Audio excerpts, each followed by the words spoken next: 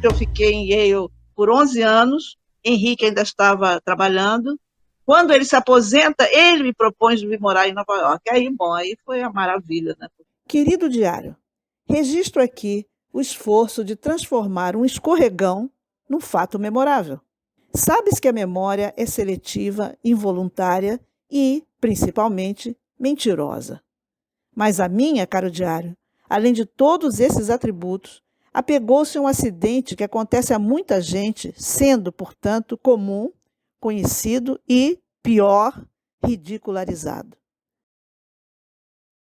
Sou natural da Zona Oeste do Rio de Janeiro e eu sempre tive que viajar para poder fazer as coisas do Rio de Janeiro, né? 1 hora e meia. E pelo ano de 2012, eu comecei a frequentar alguns lugares onde eu conheci a minha esposa, que é uma descendente de portugueses. Impeachment? Impugnação? Porra nenhuma! Meu partido indicou os conselheiros e tem a maior parte da Câmara. Não pega nada. Não pega nada, tô falando. Ô Carvalhal, o cargo público serve pra isso. Se é pra fuder a vida de alguém, eu foda da Zona Sul, claro! Quando você mora numa cidade como o Rio de Janeiro, talvez como Nova York mesmo, e outros tantos lugares do mundo, é que as cidades são menores, assim. Porto é uma cidade menor. Eu percorri a cidade toda assim e falei, ué, mas é só isso? E Lisboa é um pouco maior, realmente, mas ainda eu cheguei há pouco tempo, tô experimentando ainda, ver se eu volto para essa cidade grande. Esse livro, O Diário da Patinete, é um livro escrito aqui, mas escrito para brasileiros. Primeiro, porque está escrito em português, segundo, porque é como se fosse também uma descrição de como se vive em Nova York e comparar com outras coisas. Na verdade, você continua julgando com a sua percepção brasileira. É muito difícil você separar uma coisa da outra. Há os que põem cara resignada e grave. Se a prótese é realmente espetacular, deixam-se acompanhar por uma outra pessoa incumbida de mover a cadeira de rodas ou de caminhar lado a lado, oferecendo mãos e braços para o apoio. Isso sem falar nos aleijados profissionais, capazes de verdadeiros tours de force para despertar a piedade alheia. A cidade Onrim mostra muito uma coisa que, para mim, era muito natural, que é você olhar e ser absorvido por uma cidade que você olha.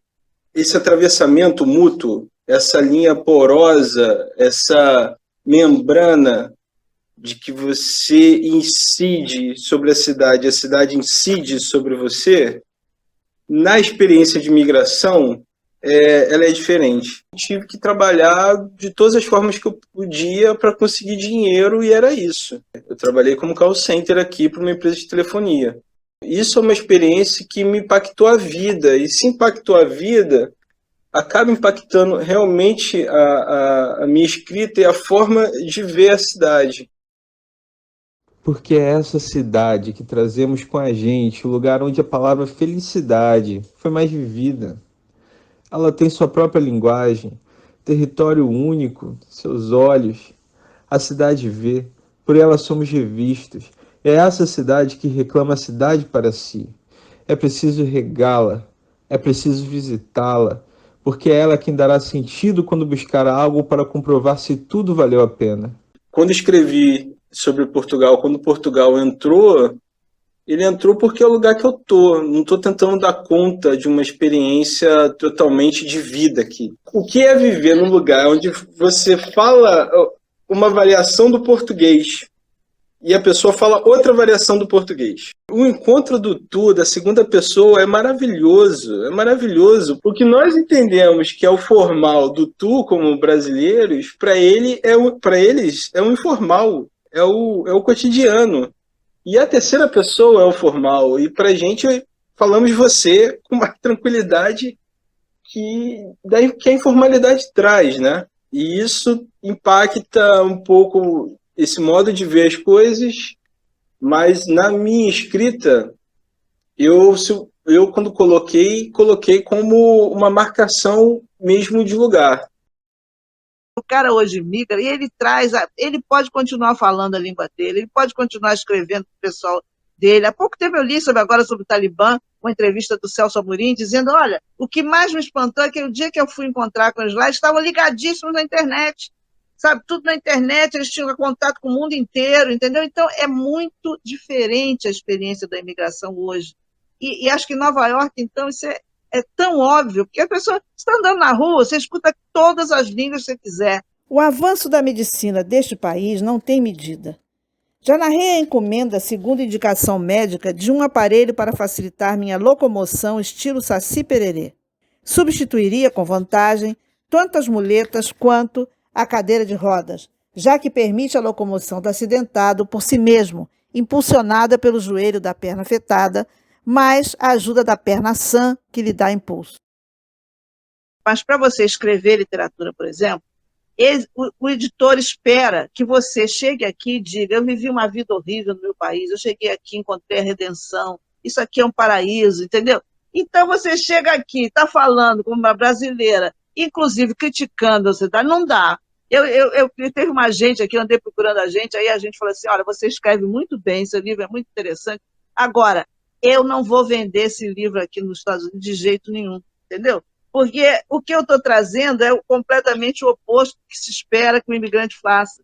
Quando a gente começa a pensar em língua, e aí esse sentido de você pensar um império português, olha, eu como brasileiro, isso é muito distante.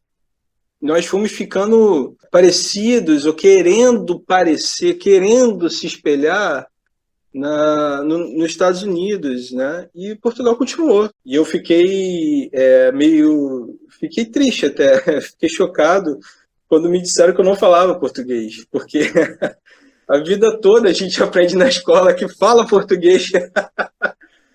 E de repente alguém vira para mim e fala, não, você fala português. Aí eu falo o que então? Ah, você fala brasileiro. Alguns comerciantes começaram a vender medo engarrafado pelo centro da cidade. No princípio não fez muito sucesso, encalhava o estoque. Mas quando uma personagem de novela gritou bem alto em horário nobre ao morrer, nunca ter sido tão feliz e estar com muito medo, as pessoas perderam a desconfiança e começaram a utilizar o medo. Eu acho que o império da língua hoje não existe. Aqui em Lisboa, há bairros muito multiculturais, com uma influência muito forte do Iorubá, e não só do Iorubá, daquelas regiões mais extremas, de Maputo para lá. Mas a gente se encontra. Nessa mudança toda de língua, a gente vai se encontrando e tentando construir uma cidadania. O Brasil, em geral, é do tipo em busca da cidadania. É como se você estivesse abaixo da cidadania. E isso me motivou muito a escrever alguns pontos da cidade ao Rim. Era isso. Por que a gente não está ali? Por que a cidadania é um lugar que não é pleno, não é fácil, não é dado para nós, ou para um certo nós? Por que não é? E é assim, então, com os ânimos controlados, que as ações para o futuro imediato começam a ser traçadas. E eu, depois de escoltar o caixão de Tancredo até São João del Rei, fui aposentado aqui nessa caixa de vidro, em uma sala qualquer de um batalhão esquecido numa cidade longínqua. Mas não tenho nada do que reclamar. Até porque revólveres não falam. Aqui nos Estados Unidos você tem, acho que 3% só de literatura, de livros em geral, em tradução. Todo o resto é escrito em inglês. Pois à medida que se aproximava a hora prevista para a passagem do furacão, embora ainda sem a presença de ventos, tudo silenciava. Nenhum esquilo fazia vibrar a escada de incêndio, nenhum pássaro era visto e nenhum canto se ouvia. E se você compara com o Brasil, eu soube outro dia que a estatística é 81% das publicações no Brasil são traduções. Isso significa, de novo, o quê? Que o centro tem, inclusive, uma língua. Isso a gente tem que ter em mente. Quer dizer, o Brasil hoje pode, se tem um governo decente, pode fazer uma política de divulgação assim. Quer dizer, tem que juntar com Portugal, tem que juntar com Cabo Verde, tem que juntar com tudo e apresentar, olha, esta é a literatura que se faz em língua portuguesa. Mostrar que tem uma cultura, que tem uma língua que é capaz de produzir cultura. A cidade, eu acho que ela tem essa capacidade de dar um certo imaginário sobre o país também, entende? Quer dizer, ela capta, porque como vem gente de todo lado, ela tem essa capacidade de absorver, é uma absorção muito grande de várias coisas ao mesmo tempo. Na cidade, acaba passando por essa questão da justiça. Eu sou da Zona Oeste, mas eu conhecia a Zona Sul, convivia com lugares e situações com IDH africano e convivia e andava, e conhecia pessoas, andava com pessoas que viviam, e muitas vezes eu também ali, com IDH europeu, numa distância de 60 quilômetros. Acho que isso é muito peculiar no Rio de Janeiro. Me chama a atenção e me chamou a atenção aqui em Portugal. Porque como a pirâmide aqui é uma pirâmide mais estreita, você consegue trabalhar, receber um salário mínimo e viver razoavelmente bem.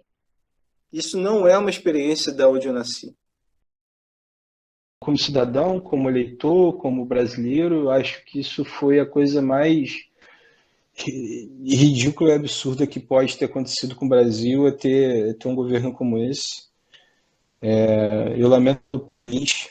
A gente não pode viver baseado numa economia só nas commodities, e quando o preço cai, vira uma crise política, um corre para cá, corre para lá, vira um conservadorismo que vem, e a gente se transforma nisso daí. Esse país tacanho, ridículo, enfim. Bom, aqui em Portugal, das pessoas que eu tive contato, há sempre um misto de surpresa e um misto de tristeza. Não há conversa, não há acordo. Esse é um governo contra democracia, contra o bem público, contra a cultura, contra coisas que são básicas do Ocidente. Então, não tem como a gente estar falando de outra forma sobre esse governo, né? E a percepção que eu vejo aqui da maioria é isso.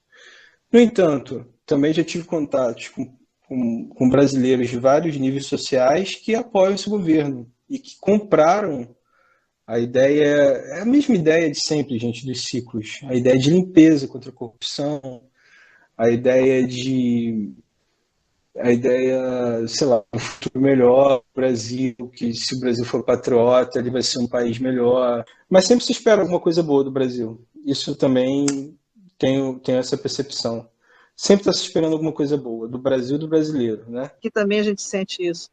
Eles sentem, não sabem bem o que é o Brasil, às vezes confundem com o resto da América Latina, mas eles percebem que tem coisa muito boa, sabe? Porque é isso, acho que a gente tem uma cultura realmente que se pode se impor, né? Pode se impor por aí. Eu acho que tem que ter fé nisso. Eu acho até que os portugueses têm um pouco de medo, sabe? Porque como o Brasil é muito grande, a nossa cultura é muito multicultural e ela ganha o mundo, eu acho que eles têm um pouco de receio. Eu já conversei até com atores aqui, artistas, que não conseguem espaço, sabe? Porque eles sentem, e passam isso, me passaram isso, sentem esse receio, assim, de que somos muito para frente, somos muito otimistas e vivemos nessa situação, ainda somos otimistas, sabe? E a cultura daqui não é muito otimista. É muito triste, né? Eu acho a gente foi tomado por uma anti-ciência, anti-arte, é uma coisa inacreditável como é que a gente pode ter permitido isso, quer dizer,